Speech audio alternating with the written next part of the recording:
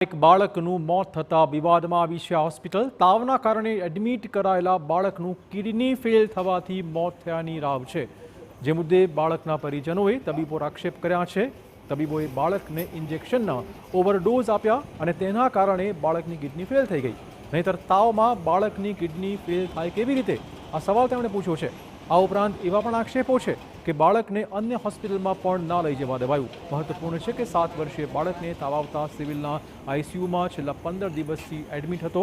જોકે તબીબોએ બેદરકારીથી બાળકની કિડની ફેલ થઈ ગઈ અને મોત નીપજ્યું। આક્ષેપ બાબતે પોલીસ ઊંડાણપૂર્વક તપાસ કરે તો જ હકીકત સામે આવે તેમ છે।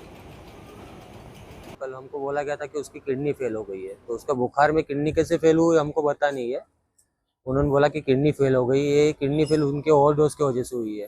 15 दिन से वो ओवरडोज देते जा रहे थे और उन्होंने हमको प्राइवेट में भी जाने से मना कर दिया था।